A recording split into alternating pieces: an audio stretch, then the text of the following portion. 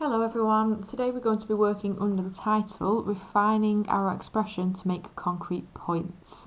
Okay, so last lesson you worked under the learning objective with Miss O'Neill and the poem Kids by Simon Armitage. The lesson objective for that lesson was to explore how the poet presents the process of growing up through the use of a humorous tone and extended metaphor. And you should have your notes with you today to be able to help you write a response that we are going to work through. Okay, with that in mind, today's learning objective, and I'm just going to pop it over here now, is explain the main point of an argument or idea using the phrases clearly, evidently, we observe that, and today we're going to look at a new phrase that you've not used before, and that is in other words. Okay then, so please feel free to pause that if you want to make a note of it. You don't have to, but it's there for your help. Okay, so with that in mind, I'm going to keep that up there for you just for a moment. Let's pop it there. And we're going to start our writing warm-up. Okay, so the same as all the other lessons we've been working at, we're going to use our key vocabulary. So just a reminder, that was vulnerable, ephemeral, permanent, and volatile. Okay, so the first one is the speaker in the poem could be seen as vulnerable because the poet proves childhood to be ephemeral when the speaker shows growing up to be volatile because, sorry guys, let me just move the camera. The poet highlights role models to be permanent when, and then the poet highlights role models to be ephemeral when. Okay, so use your notes for last lesson if you are struggling with any of these definitions. But I just want you to spend some time now doing your writing warm-up with these 5 words. Okay, so if you pause this video now and spend around 5 to 7 minutes completing these sentences based on the poem Kids that you looked at yesterday. Okay, let's move on then. So now we are working on thinking about our sentences, but thinking more about the poem. Okay, so we are going to focus on the ideas of emotions and the conflict in emotions in the poem that we have seen. So let me just cover this up for you so it's not confusing. You can just focus on it. So when we looked at the poem yesterday, you saw that it was written as if the speaker was Robin talking to Batman, and as he seemingly grew up, he believed that Batman had ditched him. Some would say that he was quite angry and frustrated at that, quite outwardly angry. Whether he had a different interior emotion is your interpretation there. But we see him challenge him on quite a few things. So the first one I want you to have a look at is Robin has conflicting emotions about Batman because. Okay then. The second one would be Robin has conflicting emotions about Batman but. And then the third one is Robin has conflicting emotions about Batman so. Okay, so remember, think about all of the interior feelings you wrote down yesterday and you talked about. Think about all the exterior feelings that you may have talked about yesterday, and think about how they might conflict. So outwardly he might be really annoyed, inwardly though he might be, his interior feelings might be that he's really upset. So consider those when you are writing. Okay, pause this video now and give yourself about 4 minutes now just to have a think about the ideas in this poem and how we see conflicting emotions using those sentences.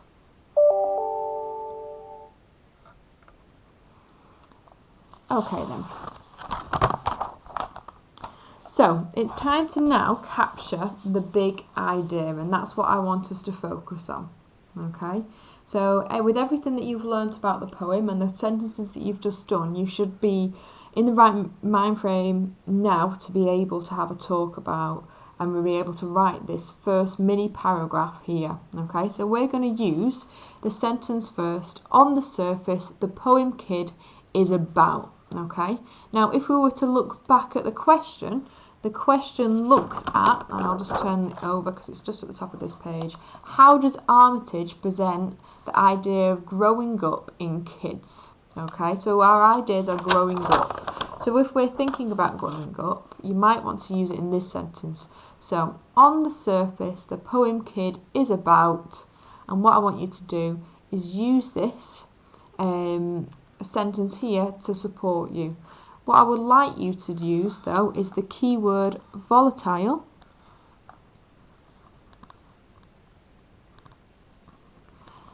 and the other keyword permanent. Okay, once you've done that, I want you to go into this sentence. However, if you delve deeper, it is an extended metaphor for, and this is where I want you to think about, what is the actual message in this poem? Yes, on the surface it's Robin being rude and using quite a humorous or sarcastic tone towards Batman, but is there a deeper meaning here, and what could that be? So within this, I'd like you to use the keyword, and we'll just use vulnerable.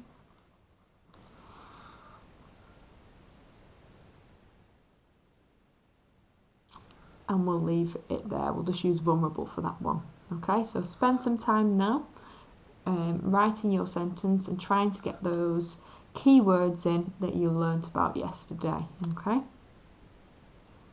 you want to be spending around 4 to 5 minutes on this. Okay then, the next thing is the thesis statement. Okay, so again, we are looking at the question, how does Armitage present the idea of growing up in the poem Kids? So if our focus is growing up, and I'm just going to write that, I'll write that in green just here so we can keep reminding ourselves of that.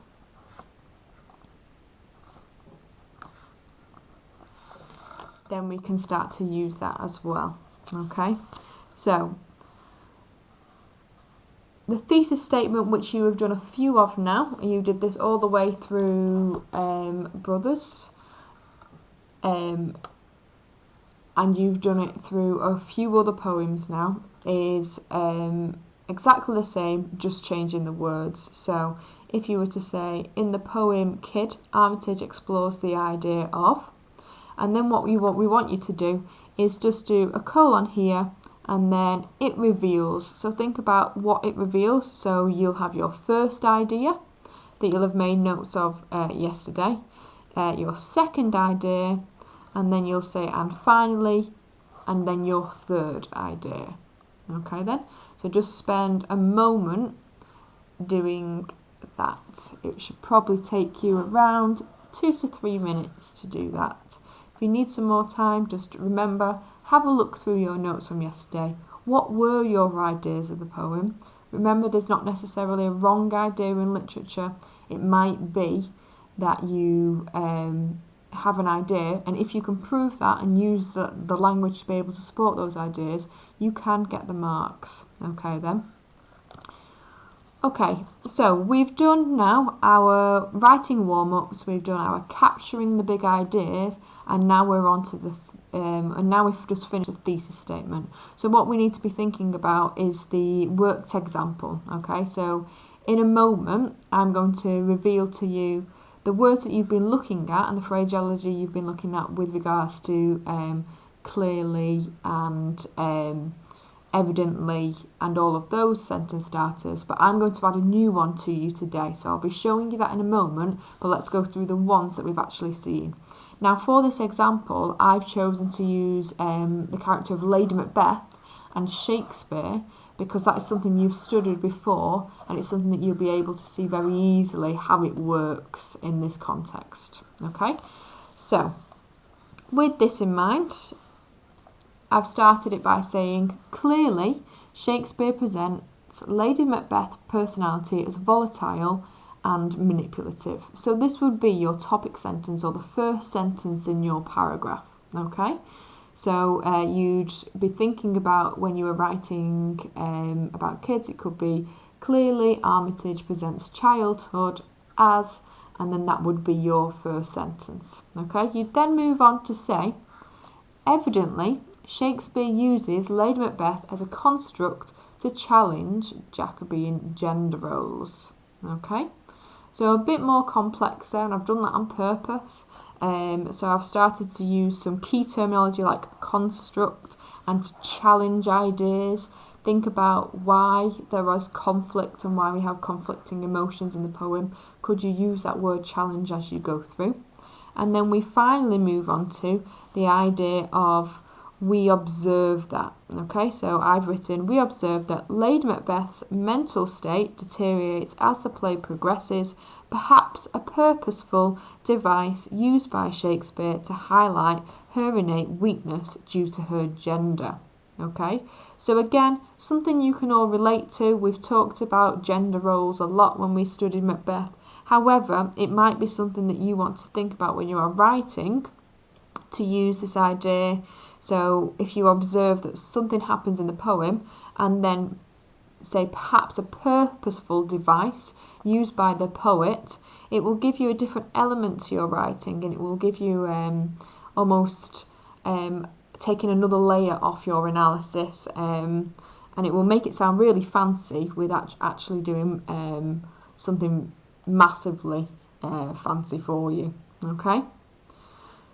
The final one, and this is the new one to you, is the sentences in other words. Okay, let me just move my camera up just to make sure everyone can see it. Okay, so in other words, and this is the grade 4. So at the end, you'll have done we observe that, and then it will move on to, in other words, Lady Macbeth will always be weak because of her gender stereotype.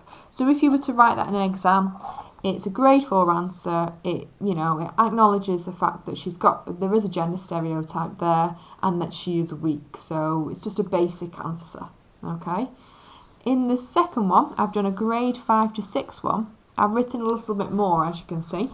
And I've put Lady Macbeth will always be inferior as Jacobean society would not allow a woman to have the power or freedom she appeared to have at the beginning of the play. Okay. Now I've underlined inferior here because I've thought about this word weak and thought about, okay, how can I make my language sound better? And I've used a dictionary and I've looked at synonyms and I found the word inferior and thought, yeah, that's the one I need to use. I've also linked to this idea about Jacobean society, which is the context of this. However, if you were to do this in your poem, you'd be thinking about, what is the context of growing up and kids? How is it for children? So it might be something that you'll think about maybe with role models for this section. Okay, and then the last answer, so the grade 7 to 8. I'll just move the book up a little bit for you. Is here. So Lady Macbeth will always be subservient and is purposefully presented as a character who transgresses from an uncharacteristically forceful female to a personified, let me just amend that so it makes sense, to a personified microcosm of the patriarchal Jacobean society. So a lot of big words there, but again, everything I've underlined is just fancy vocab that make it sound really, really good. So Lady Macbeth will always be subservient, so she'll always be inferior again, that idea that she is a lower class, and is purposely presented as a character who goes on a journey from someone who is out of character and is very forceful and very powerful to someone who falls back into her gender stereotype and where she should be. So if you were to do this in your poem, what you'd be thinking about is, the Robin or Armitage has presented the speaker to be some sort of emotion or some sort of feeling or some idea that you have. And if you were to say it's purposely presented like this, and to say it goes on a journey, so at the beginning of the poem, I don't know, you could say the speaker or Robin is seen as being like this. However, by the end, they are seen as being like this. So if we're thinking about this idea and the keyword veneer, they've almost like got a cover on. This could be the thing that you are after, because we're looking for the idea and the big change between the beginning of a poem and the end of a poem. So that could be really useful for you as well. So with this in mind, I'm just going to put that all on one screen for you. So then if you do want to pause it and have a proper look at it, that's what you can do now. And that is there for you. Okay, so the next thing we need to do is your worked example, and this is what we call writing the classy topic sentences. So I'm sure you've seen this quite a few times now. Now the question is there for you again, and it is, how does Armitage present the idea of growing up with kids? Now I'm just going to amend the camera just a little bit, because it seems like it's got a bit blurry for us. There we go, that's a bit better. So, writing classy topic sentences. So we're going to start with clearly, okay? So this is your topic sentence or your point. So clearly, Armitage uses one long stanza to present feelings of something.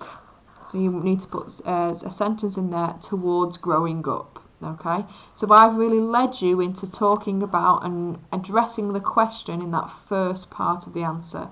Now, I want you to think about the interior feelings here and the exterior feelings here. So pause this video now and take some time to think about those feelings from your notes from yesterday and how you would write it in this sentence, okay?